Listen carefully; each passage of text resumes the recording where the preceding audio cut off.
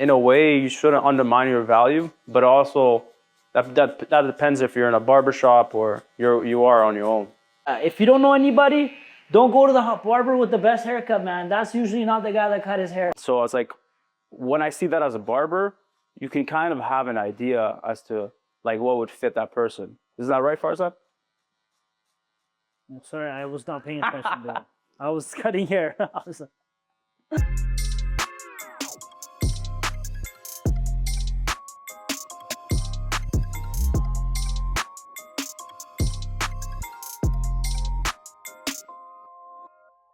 What up, guys? This is our first barbershop podcast that we're having here.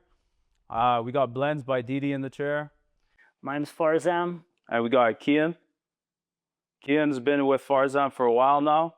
How long? 6 years. 6 years. Give or take, yeah. 6 years, give or take. So what was like your first experience? Like, what made you want to stick with Farzam for 6 years now? 6 years. I had I was introduced to him by a friend, and my very first cut, I think it was the best one that I've ever had. Like, no way. Yeah, I mean, up to that point. Yeah. It's gotten better and better since then. Nice. So keeps getting faster. Conversation natural. Like, it's a good friend now. Nah, yeah, for sure. Keeps it very natural. What was like the first like immediate impression that kind of gave you like, I trust this guy, you know, he knows what he's doing? So do you remember? This was my first time at a barbershop. No way, it's your first time at a barbershop? Yeah, when I That's first crazy. went to him, so just made me feel very comfortable there. So like you were overwhelmed and everything? A little bit, yeah. It was my first time there, and then meeting all of his other friends there too. So it made me feel very, very comfortable. Yeah. That's interesting. Because yeah, usually the like first timers, they don't know what's going on. It can be very overwhelming. And then like, how did you make that easy for him? Did you instantly notice he was nervous or he didn't know what he was doing? Like, yeah, I think, like just seeing him grow up, like it's been 6 years. 6 years is quite a bit, right? So I seen him go from like junior high to like, you know, high school. Now he's in university. So yeah, just also knowing the people that he knew kind of made it probably a little more comfortable for him, just because we had things to relate with, right? So now he's just 6 years later, he's a friend now. So we go out, we see each other. It's always a good time. How do you like usually if like Kian came in the first time, let's say somebody else comes in the chair, how would you get them? What if they don't know their haircut, their hairstyle, what they want? What is it like? There's certain questions you have set in place that you should ask the guy. What's your like go-to? Yeah, my favorite thing is I really like to enjoy asking people about their personal life, even though that might be kind of a scary thing when you're a barber. But when you know where people are coming from and what they do for a living, it really actually helps you paint a picture of what they want for a haircut. And I think that's a powerful thing because throughout their day and day, that creates what they want to show when they go out and showcase themselves as a person, right? It's their style. Yeah, it's their style. Okay.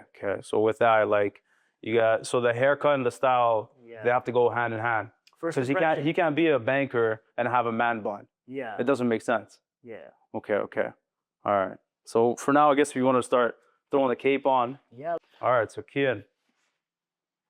So you said, wait, you're 20 years old? 20 years. Damn, bro, you look like a 25. That's crazy, man. I'll get ID video. No way? He does the IDing. Lucky guy, man. Are you studying right now? Are you working? I'm studying. I'm taking computer science. Yeah. Computer science. Shit, man. So what, like, if I was a barber, how would you approach that? Or if I was a barber, or you're a barber, how would you approach that knowing this guy's a student taking computer science? What's the idea or you would give for his haircut? Oh, I feel like it's more of like an office job. So I feel like since he's also at a certain age where he likes to go out and he wants to spend time with his friends, maybe even like go to work and study at the library. There's also like a lot of hair that I'm working with Kian. He's got a lot of hair, very thick hair. Right. And I think like a nice part of his haircut is something that will last him a decent amount of time. So that's why like Kian loves to get like a mid-skin fade. Sometimes we change it up, we give him a high skin fade. But the fact that he like gets that length of period to let it grow out is nice for him because he's a university student. He doesn't want to spend $50-$60 every 2 weeks, right? So being able to work with the client, maybe their budget, right? That's a big part of it. And I'm not saying you're broke, brother, you know? He'll show up once a month kind of thing? Yeah. Where do you see, like, have you tried any other fades? Have you ever tried any other hairstyles besides a high skin fade or mid skin fade? Not really. I mean, he did it the first time. Like the first time I didn't know what I wanted. You didn't know what a fade, what these cuts were. No, You just like- so what was the approach like? What'd you do? You went in there. Can you just give me a haircut? I was like, do what you gotta, like, what do you think about this? Just like that. Yeah, that worked. You just gave him full like confidence. Yeah. So now like as a client, that takes some courage to say do whatever. But that means you're not a picky guy. And then you're just like you have the utmost confidence in the barber. Oh, yeah, but also like I didn't like going into it. I didn't know what kind of hairstyles would work for me. Ah, I'd heard he was pretty good, so like I trust you enough. Go for it. Yeah, you know, having the trust in the barber is so important, right? Like, gives you that chance to be like, if this guy does it right, I can come back to him. Won't even have to say anything, but he knows what Right. I want, right? And I think that's the reason why a lot of us keep our clientele is because those people that walk in, sometimes they don't even want to say anything. And then also we will get in trouble where we just like start the haircut and they're like, oh shit, I wanted to do something different today. yeah. That happens too, right? So So those kind of criteria are very important. Yeah. It's like how do you feel about your hair? You know, what's your preference? Is that you had none of those concerns? No. Damn, bro. Well, I mean, I didn't know much going into it, right? So. Because usually, like I said, like what I like to do is just ask a bunch of questions. So like my like go-to, first time client, I go in there, the guy sits down, whatever. Hey, how's it going? How's the day going? Just kind of gauge his vibe if he's willing to talk or not. And then I ask him, once we get into the haircut, so what do you do for work? Where do you go to, are you a student? This, that. You got kids, you travel, this and that. I kind of try to figure out his personality. Yeah. So to be honest, you're very, like, to me, it already seems like you're very chill, low key. So Yeah, a little bit quiet. yeah, a little bit quiet. So you don't require like that fancy of like a burst fade or anything. But if some other guy came in, very expressive, and he's got some type of energy, I'm like, this guy deserves like a crop cut, like an English crop cut, or like a burst fade. And so I was like, when I see that as a barber, you can kind of have an idea as to like what would fit that person. Isn't that right, Farzad? sorry, I was not paying attention, bro. I was cutting hair. I was just cutting out. I just had to make sure his haircut's good. But yeah, 2.5. what you said, crop cut would look great on this guy. Okay, so you had no idea what like a fade was, undercut. Okay. I didn't know the names of it. You didn't know anything. So if you were to explain to Kian the first time he ever came in, you can. Yep. If you were to explain to him like what's the difference between like a taper, Okay. a fade, undercut. Yeah. So like basically men's cuts, it sucks because we don't really have many options, right? So we Right. have like fades, right? Fades can be like, not everything is a skin fade, and most barbers when they cut hair, they always want to do a skin fade, right? So like fades is basically like you got your mid, your low, and your high. So think of mid, low, high, but also with tapers. So tapers is just your sideburns and the back of your head, your Ah, hairline area. Okay. Right? So you can have the same thing with the taper, like low taper, high taper, mid taper, So I think a lot of the times, like with clients, they need to know the barber terminology. barber terminology. Yes, Right. that's right. But that's the thing. Like the average person won't really know about those things. They'll say, yeah, give me the 1-2 fade, but like, what is it exactly you're looking for? yeah. So yeah, that's the main thing is like just trying to show them like what kind of a face shape they have, what kind of head shape they have, and then when you're understanding where the areas of the head create, like maybe he might have an extra groove or an extra like thick part of his hair. So it's like that maybe a mid taper might be better for him, or like a high taper because his hair is so thick. And Now, coarse. are you doing that like in the middle of cut? You start analyzing this guy's hair and head, and like once you put the 2-guard on there, do you Yeah. start seeing that, or is it like you kind of scope the situation out first, scope his head? I think since I've cut his hair for so long, like let's say if it was my first time, Yeah. I would kind of like start with like a number 3 or something just to debulk, and then just that number 3 alone will kind of give me an understanding of what I'm working with, the canvas, right? Because we are working with a plane, like a field as well, right? And if the playing field is new to us, then it's going to be like a brand new haircut. But if we know the field really well, we know how to play on that field, right? It's well said. Yes. Okay, so how would you explain to Kian what an undercut is? Undercut. The best way I would explain to Kian is like basically having having that fade reach up to a certain point with like it'll get to a certain point where you do have that length that hangs over the point that you faded. So it's just like it says in the name, like it's an undercut, like in the fact that the weight is so heavy that it's falling over the fade. So it's not really blending into the long length. The fade just goes 0 to 1, and then all of the long hair just hangs over. That would be the best description in my view. You think so? Like, if I were to analyze it, he's got kind of like wavy, thicker hair. So you think like if Kian grew out his hair, let's say you did like a slick back, Yep. slick back undercut. Do you think like that would kind of suit him, or? I think it would suit him. Just also with him though, he's got to remember because he's got such thick wavy hair that we're playing with like a lot of density. So for him to get that slick back and like nice sit down might be hard for him because his hair will get really poofy. So rather than it's smoothly sitting down. Oh, okay. So he would need to like properly style his hair and properly blow dry his hair, and it might be a process for this guy that he doesn't want to do at home. So maybe asking him maybe like, how much maintenance do you want in your haircut? Like if he wants a lot of maintenance, and he's that guy that loves to look at himself in the mirror.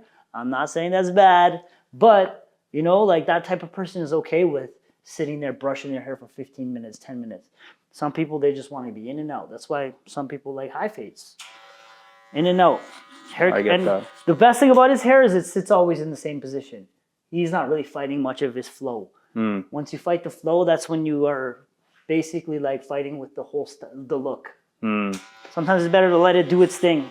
And if somebody had like straight hair, like those like the ginger people, you know, some of them they have straight fine hair. Yep. And they want to go for a burst fade, but that burst fade doesn't look the best on it. Like your hair doesn't sit as nice. Yeah. What would you recommend? Like the different with like a super thick hair? No, like straight hair. Like let's say Asian or ginger hair. Yep. You know how that's straight out, it sticks out every time. Yep. And then they want to go for like that burst fade. But you looked at the whole head and you're like, no, that's not it. What would you recommend for that? Or would you have to have the person in the chair kind of?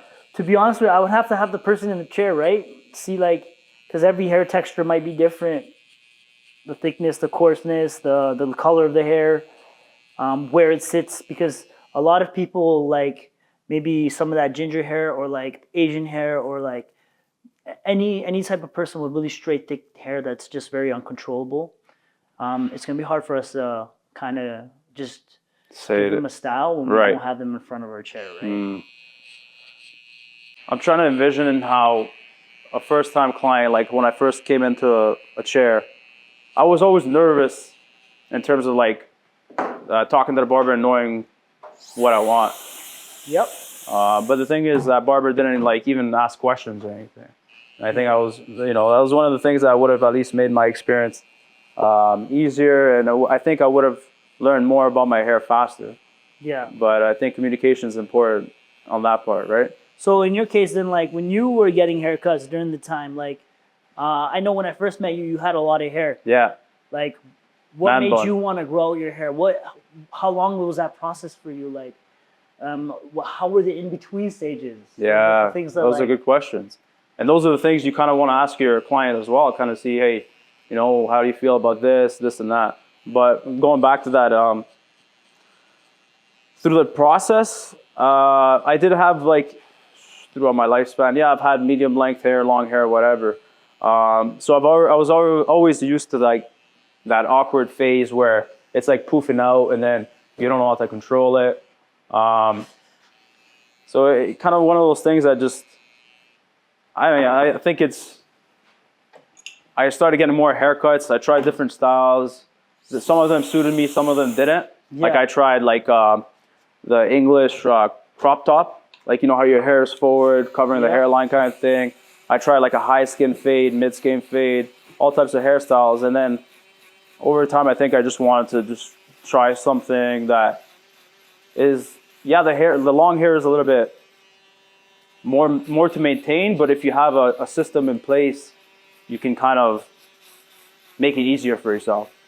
Yeah. So, and like when you had your long hair, like did you go see a regular barber or were you seeing a hairstylist? Yeah. What was your approach? so like the man bun or like this kind of length? Like yeah, the length that you had during the time when I met you. So it was really long. I think your hair was like about It was down to like my back. Yeah. Honestly, I was really slacking. So that's one thing I wish I would have had, like in terms of hair education or some sort of like knowing or knowledge of taking care of your hair, because that makes a big difference when you're growing it out that long. When you have medium length hair like this, you don't really sweat it. Like you can get away with so many things, but once you start growing the hair out, you get so many split ends and this and that and damage to the hair that all these products can really mess up. So I never really went to a barber, or I never really went to a hairstylist. I think I probably just went like once in a span, maybe twice in a span of like 4 years. Yeah. So I don't know if you remember, but when you cut my hair during that time, you saw a lot of split ends and dead ends and all that, right? Yeah. The hair quality wasn't as, I would say, as rich as it is now. So those kind of things, it's like, I wish I knew now, being a barber, you know, taking care of my hair, because the quality of the hair obviously makes a big difference down the road. Yeah. And maintaining it too. Like for me, I've never really had long hair, you know? And I think like growing out your hair is one of like the most difficult tasks, because every 5 minutes I look at myself in the mirror and I'm like, you look so bad right now, bro. You need to get a trim. Yeah. And for us as barbers, we're at the shop all the time. We see people always with clean cuts. So when we see people with clean cuts, we want to get a clean cut. Yeah. And it's funny because when we're sitting in the chair and getting a haircut, our clients are like, oh, what? You guys get haircuts too?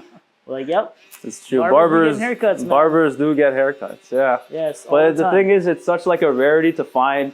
Like when a client walks in and sees their barber getting a haircut, it's such a rarity. Yeah, that right. They have to point it out. Like, yo, why this is actually happening? Because it's all like magic and like how this guy come fresh every day kind of thing. So you didn't even know your teacher had a life, but he's at the club for some reason when you're 19, you know? Exactly. That's another thing though. Like when you come into a barber shop and you're wanting to get a haircut, you don't know nobody in that barber shop, you better do your research. Because when you walk inside, 90% of the time, they're going to give you to the first person that is free, and it's most likely going to be an apprentice. It's always good to help them out. But just know, if you got a big event, that's one way to ruin your weekend, I guess, right? That's a good point. But what if the apprentice does a great job? Well, that can happen, 100%. There you go. That can happen. Because, yeah, it is a gamble going into the shop. You don't know. Yeah, if you don't know anybody, don't go to the barber with the best haircut, man. That's usually not the guy that cut his hair. Oh, really? Somebody else, man. I promise you that. You got to find that guy's barber. You got to find the barber with the shittiest haircut. That's the guy. He's the barber you want. He doesn't take care of himself, you know. Yeah, he doesn't care, man. But he seems like he can do a great job. He's sacrificing his good hair so other apprentices could grow, you know? Remember that. It's well put, man. Yeah. It's well put. That's why I shouldn't have gone as far as I did my first time. Yeah. Sorry? I shouldn't have gone him. Or else we wouldn't have been in the situation, man. Yeah, you should have walked in and be like, that guy right there, I don't want that guy, man. He looks like he can't cut hair. You tough it up. Yeah. But what made you like want to stick with Farzan? What was it about his personality? Is it I'm his sure I personality? messed your hair up like at least 4 or 5 times, maybe more. First I don't time know. was fine. First time was fine. How about the second time? Second was. Be honest, bro. It's okay. We got a camera in your face. Second Tell was us. not that Okay, how about third time? was it? great. Third was fine. So wait, Fourth? why? So you saw the second time wasn't consistent, but you came back the third time. So why? Nice. He was nice. Yeah, man. He was feeling bad for me, you know? He was feeling bad for me. You did really good the first time. I was like, give him another one. Yo, we Yeah. I gotta give him a second chance after that one. Oh, what a sweetheart, bro. What if you fucked it up the third time? Would you have come back? No, you don't. No, eh? it was a wrap. Third time, bro. If you mess up third time is a wrap. Third time's a charm kind of thing, eh? That's okay. Well, at least you know, like, if your barber's sitting there talking in your ear like, yo, I'm doing so successful, brother. Like, yo, don't worry, man. I'm making so much money. You're going to be like, yo, you know what? This guy's doing all right. I'm going to give him a $3 tip. But if I tell you about all my problems and how I messed up in life, you're going to tip me fat, hopefully. And in a way, you kind of resonate more about with the barber too, don't you? Like if if you're sharing some valuable information, this guy's like, yeah, man, I totally understand. Which Farzam has that like caring side to it. You would kind of like, oh yeah, I get why he's nice, you know, or he kind of listens. Yeah. And so I think like as barbers, those are things we want to like. Me personally, when somebody comes into my chair, I want to give that person the utmost confidence, or the utmost like, in a way, respect, right? Because I'm going to treat every human being like with respect, and so I want to make sure you're comfortable, especially if you're the first time. And I ask them those questions, and you know, eventually ends up being more personal than a transaction. And I guess that's what it was with with you. Also, like he'd ask me questions related to his own life. Yeah, Like he'd be saying with his life, and I was like, oh, this guy's not that bad, eh? Yeah. not the worst. And all these younger clients of mine are basically like my little brothers. So I sit here and listen to their problems, and I do a very good job. 5-star review, brother. 5-star review. And then they just talk to me about their problems and their girlfriends, and apparently sometimes. And sometimes you go out with your clients too, no? Yeah, I'd love to go. That's a good dynamic to have. Yeah. I personally, I wouldn't want to get too close to my client. Like I wouldn't want to like party with them every day, but like here and there, kind of like, Yeah, we saw it. right? It makes sense. What would you think? Like, yo, it's my barber, but I see him too often, you know? I see him too often. He knows too much about me. He's kind of like my best friend, but why is he cutting my hair, you know? But this guy's not an issue. So Yeah? No, I think that dynamics is good though. I hear that a lot though. A lot of barbers, like a lot of people, they like tell you, don't be too close to your clients. A lot of people. Is that what they say? And to me, it's really cool because like I've kind of been able to cycle the people around me a lot, because I feel like when I'm stuck in the same circle, friend circle, it's like I get stuck in the same routines, the same habits, the same conversations. So this is why I love this job, where I can kind of like have a new experience and have somebody tell me about something new in their life, which will resonate with me. Maybe I can take the advice. All right. So it's nice that I can kind of change up my friend group and also like change up the conversations, the habits around me. Right. And obviously you only want to find the habits that are good for you, not the bad ones. Yeah, those are important things. I mean, but those are the things that you don't learn or know until what, like a year in, couple years in, or unless you have like the right mentor kind of thing, no? Yeah. With you're talking more about the friendship? Yeah, the dynamic, or just like little not life lessons, but barber lessons. Mm-hmm. You know, you don't pick up on these things right away. I think it's like it depends on how much people are willing to open up to you, because 90% of the time our jobs is not personal and close like that all the time. Mm-hmm. Most of the time on our jobs, it's people small talk, like really trying to Quick, like, not open up because they don't know you, right? It's a scary thing to like open up to some stranger. Just like I'm sure he's freaking out right now. He's on camera. We didn't tell him. Did we tell you? Yeah, you told me. Okay, you're not getting paid no more. He's not getting paid no more. he's chilling, bro. Free cut, it's blessed, man. No, so a lot of the conversations, the dynamics of barbering, it comes from that, like people coming into the shop, talking to each other, exchanging knowledge, even maybe telling each other news of what's been going on in the town, right? Because back in the day, it was really hard to find out what was going on. So you go to the barber shop, you talk to each other. Yeah. You figure out what's going on in the world, getting advice from people. It's funny you say that, because like back in the days, at least that's what I've heard from these barbers, older barbers, like hairstylists, and like if you go into the salon, like it was such like the barbers and hairstylists were regarded so highly, and they knew the most things in the neighborhood. Like the gossip would always go there, because the females would go there, the guys would go there. They'll talk about like who, you know, what they did to this person, what happened here. You know what I mean? Yeah. And now it's like, if you want to find some stuff out, you always go to your local barber, ask her 1-2 questions, and you'll find out the whole spiel. Well, that's something I didn't tell you guys. I just came out of my mouth and slipped out, bro. So, what do you think it takes to like start something new? In terms of like a skill? Like skill, yeah. Like, cause I know Didi, you've been cutting hair now for about a year now. About a year, yeah. Yeah. So I think Didi's like drive to want to be like a good barber and actually learn the skill set is amazing. Cause within just the year, he's been pushing himself to get so many clients, and even if it's a free haircut here or there, at least he's getting his reps in, right? Yeah. Because for me, it took me at least 2 years before I could get one client in a day, like a week, right? No way. It took me a while. You know, trust is hard to earn and easy to lose. So Also, I love the way you're pushing yourself to make that happen. So I appreciate that. yeah, like speak on that a little bit. Like, how was the transition from going into construction into cutting hair? Yeah, it's I did like renovations pretty much since I was like 18, 19. And renovations, construction, going from like that the hard work was already there, but like just being on your feet, just working with tools and not really communicating, not being social. And I felt like me being a social guy and utilizing my good hair, my good looks, I wanted to transition into being a barber.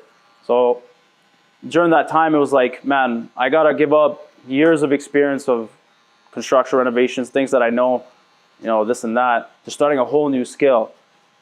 It was such a process during that time. A lot of learning curves, and even to this day, I feel like my confidence is not an all-time high. But like my first time was like super low. So I remember I was like, my hands were shaking when I was cutting some guy's hair. So like to remember that, and like to where I'm now, only a year in, it shows that, you know, I mean, sounds cliche, but you put the time in, if you're willing to work and make it happen, things will work out. Yeah. You know what I mean? Obviously, I'm nowhere near where I want to be in terms of like my skill set, clientele, this and that, but it's definitely a process, and I think you have to remind yourself often, or else you just get lost in the sauce, and then you're chasing the money, and then you're just not really in it for the craft. Whereas, you know, I'm sure Barber, you feel the same way. You're in it for the craft. You enjoy the whole aspect of cutting hair, getting to know the client, but also working on your art. You know, barbering is a tough thing because, like, when you jump into it, it takes many years to even build a clientele where you're making a decent amount of money, right, or at least making minimum wage. Because most of us barbering, we work on commission, so it has to be very self-driven. So the fact that you have that self-driven side of you, where you can get these clients in, it's going to go a long way in long term, right? So you're able to always constantly get people into your chair and make sure when they come in, they're coming back. So that's the tough thing, is like you can be in a barber shop, you can move a lot and then expect to make a lot of money. But when you move a lot, you're losing half of your clientele. You got to restart. And then people that come to that shop need to know who you are again. So it's like rebuilding a whole brand all over again. So that's funny how you say that. Here's a question. Would you rather have, Kian, I'll ask you this. Would you rather have a client or a barber that's more personable, or a barber that's really good and just doesn't care in terms of like what you want, whatever? So you come in, give me a skin fade, but he gives you a buzz cut. Okay, definitely more personable. Yeah? If I'm going in asking for a cut, I want the cut that I'm asking for. Yeah. Right? But like in a long-term basis, what if he's really good, but he doesn't listen? Doesn't listen? That's a tough one, bro. Then I would swap. You would have swapped. Yeah. So would you say, like, I mean, that's speaking from your perspective, but I guess the average person would say like they want somebody more personable. I think so. But you know, we're in an industry where when someone asks you what they want, you have to give it to them. You can't be fighting them and being like, yo, this doesn't look good on you. I'm sorry. No, this is not the way. Yeah, I know. They coming in, they paying you money. You got to listen to what if that guy wants you to shave like a snowman in his head, you're going to have to do it, man. Even if you suck at it. Because he's coming to pay you. But you got to let him know, I'm not good at that. So it's like the communication is important, right? So, and you can't always give him your best advice and be like, hey, listen, if we go too short here, your hair might stick out, and now you're going to have trouble for the next 3 weeks trying to keep it down, right? So it's like that communication is important on your side of a barber. But if he still wants it, you can't fight the client. Unless that's when they're going to go somewhere else. You can't fight the client, eh? No, the client's your best friend, man. Those clients the ones that's feeding you, so you got to always be there for them. They'll always be there for you type thing. Well said. And yes, kid, when you go to a barber shop, You see a beautiful girl washing your hair. You go back to that barbershop or what? Yeah. Yeah, see? We need beautiful women in the barbering industry a little bit more. I feel like that's a big aspect of it because, like, I know a lot of men that come in and they get haircuts. And they're like, oh yeah, I've never been to a men's shop. Yeah. I've never had a man cut my hair. And like some guys out there, they like that like connection between like a woman, right? Because like they don't get that maybe throughout their life. So it's important to just have someone listen to them, right? And some guys, they have too many women in their life. And they're like, no, I just need the homies around to like talk to me. To chop it up. They come to us to see us because they want to talk about men's stuff because their wife is always talking to them about women's stuff. So Yeah. we all need balance in our lives. That's important, right? The barbershop dynamic is an interesting one because I find like a lot of people, even when I went to a shop, it's therapeutic for me.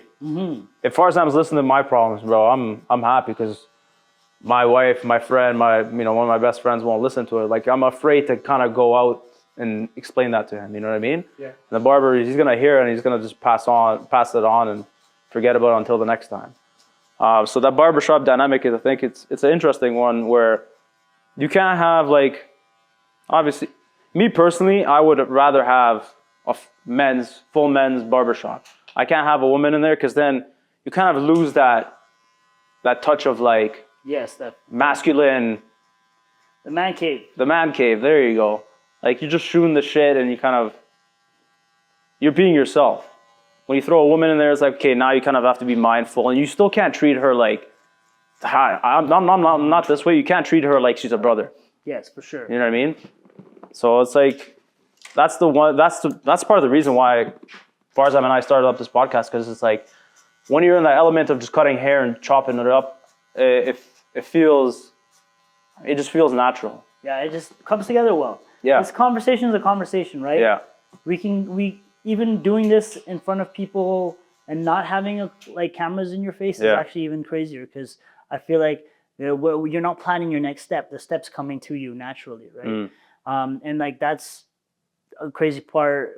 Just mentioning that, like even when cutting hair, like maybe when you get to a point when you know what you're doing, you're not thinking about the next step. It's just coming to you. You know, like I got to work around this mole. I got to work around this area. I got to dig in some more here. Like, so it's just like naturally you get so good at your element that it's going to be coming together how it should be, right? And nothing's perfect. So sometimes you might mess up, but you got to know how to fix that situation in that area. So from what I've learned is there's so many things that you kind of have to put in play. Like you have to speak to the guy, listen to the guy, while also cutting the guy's hair. Like you just said, you have to work around that guy's mole, make sure you don't cut it off. There's so many variables that you have to put into place, and then it's like, especially if you haven't done his hair before, you have to know how to do that style of haircut. You know what I mean? Yeah. Like approaching it and trying to recollect from different systems that you remember. You know what I mean? Like sectioning it this way, or not going too high on his occipital bone, this and that. And these things as a barber, you have to like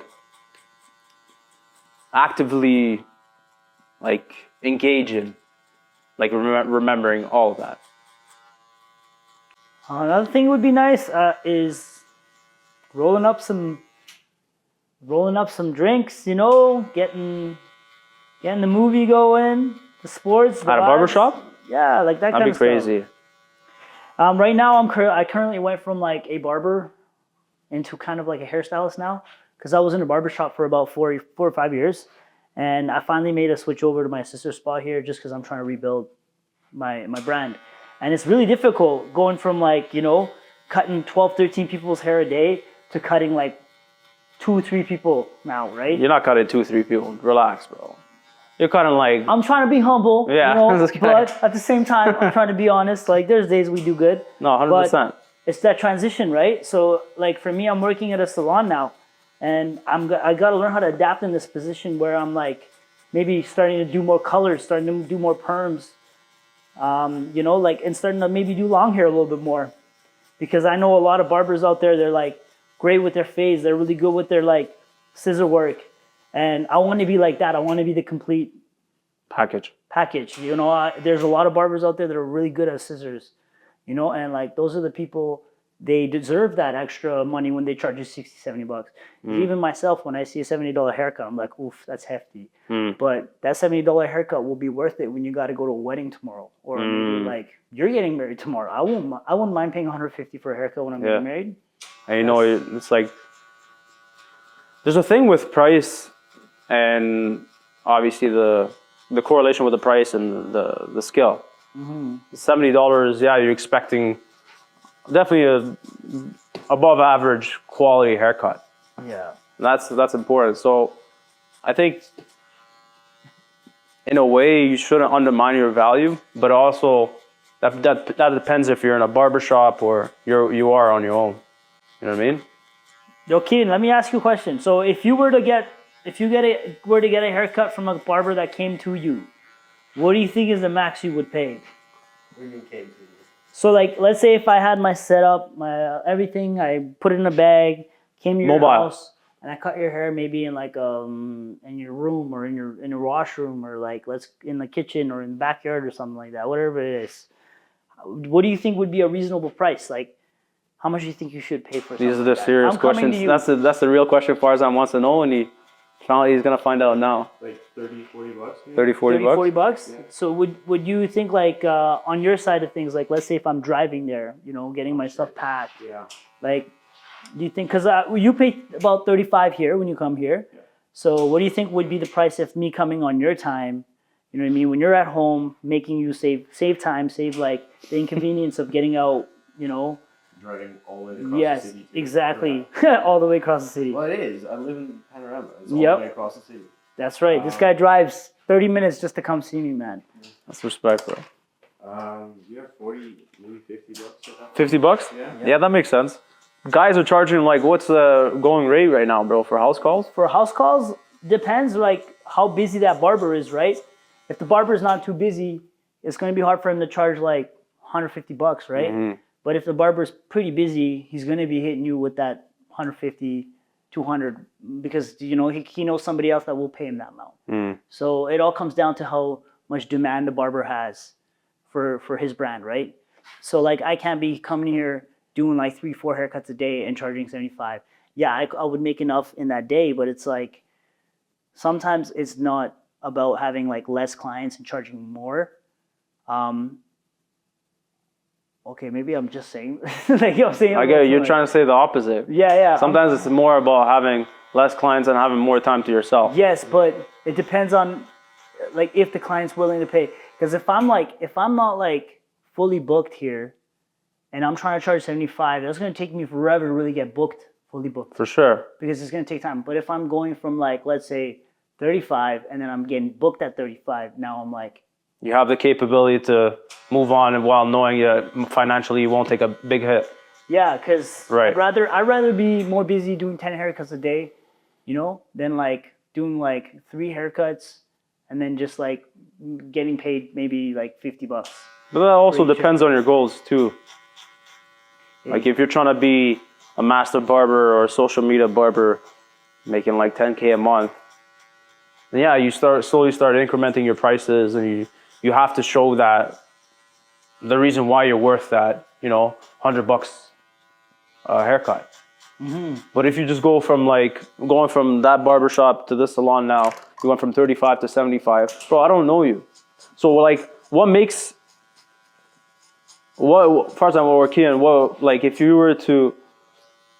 like a barber worth that value of that haircut? Like let's say now Farzan charge you $60. He's a good barber. Like consistent, good to talk to, very comfortable. Quality of haircuts. Yeah, quality. Even like quality of the place I'm coming to. So that makes a big difference. Yeah. Like the ambiance. There's a fucking hole in the wall. Rats in the corner or something. Yeah. That's not worth $60. Yeah? Hey, we're cutting those rats' hair too. Don't worry, man. That's a waiting in They're line, giving bro. them fades, bro. Lineups. Yeah. I'm gonna give this rat a crazy lineup, bro. Gonna watch the Clippers. Yeah, no. No, but that makes sense. So you would say the consistency, again, the barber himself, his representation makes a big difference. And then what was the last one? Quality of the place. Experience. Those are good notes to take away for a future barbershop. So if I go to a $70 haircut barber, I know I'm getting like good quality haircut. He's a good guy. At least I hope so. And he's consistent. And then with that, I know that, like me personally, I value my haircuts, or I guess my looks, because that's the representation of me, as like, I value it very highly. So getting that haircut is very important to me. So that's the thing, like the power of a haircut can make so much of a difference. Mm-hmm. You know what I mean? So the power of a haircut can either get you out of a speeding ticket or get you in a speeding ticket. So make sure you get your cleanups on time, because you never know what you get pulled over, you know? All right, bro. On that note, I think we can cut that. I think That's a good way. No, I love that. But thank you, Kian, for coming in. Thanks for having me. You got some luscious hair. I'm glad that we got a good model to work with. Thank you, Farzam, for being able to multitask and communicate. Thank you for the videographer and such. Charles, you can follow him at the Focal Den. On that note, we're gonna call this a wrap. Thank you guys for watching or listening. You can follow us and then you guys can give us a like, comment, subscribe, whatever there is. Give us a thumbs up, share it. We hope you guys enjoy this session, and there's many more to come. So just stay patient. We're gonna keep pushing some value out there. Peace. Thanks, guys.